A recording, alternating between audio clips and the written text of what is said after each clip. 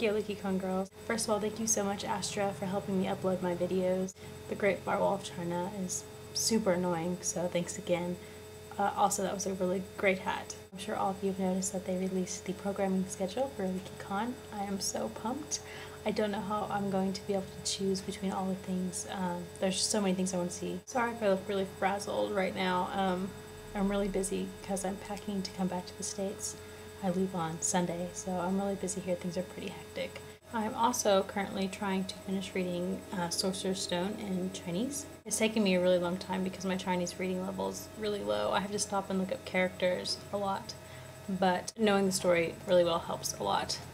It's actually kind of strange to see the artwork and stuff next to the Chinese title. It's a platform 9 3/4. It's it's the same, but it's different. It's a little strange, but still really cool. My favorite character is something that's really hard for me to choose because I like all the characters in the book, almost all of them, with the exception of like Grop and Umbridge. But there are some tops, I guess, that I could consider my favorites. One of them would have to be Mr. Weasley.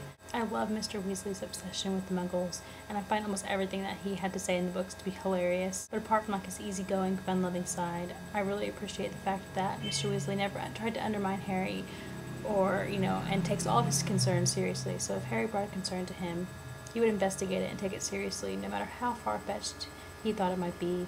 I also really like that Mr. Weasley isn't a pushover. We get to see this in his confrontation with Lucius Malfoy, and even more impressively when he confronts Runcorn about Cresswell.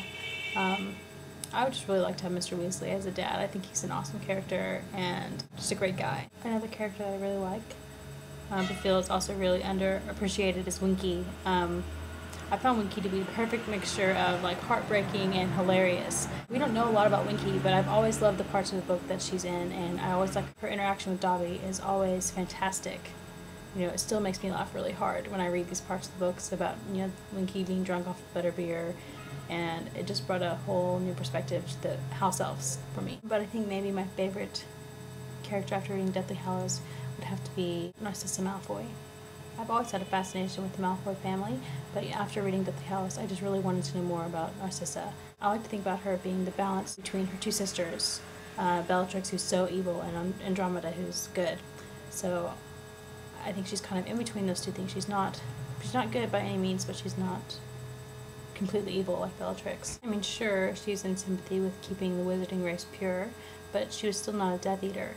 I think that's really interesting, Her close family, they're all Death Eaters, but why does she not have the Dark Mark? Why is she not a Death Eater?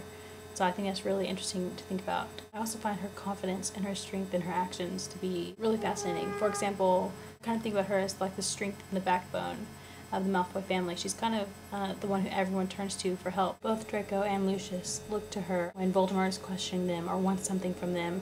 She gives them the signs. They look to her as like almost like their leader, which is kind of strange. The chapter Malfoy Manor was a really great show of this, and I just liked all the subtle hints that they look at Narcissa to see what she's gonna do, what she says. Wait for her touch, wait for her nod. I also really like Narcissa because she has balls. I mean, she's not afraid to defy Voldemort. She went against him and went to Snape to ask for help about Draco, because he was in danger, and she flat out lied to his face about Harry being dead. And that takes some serious guts.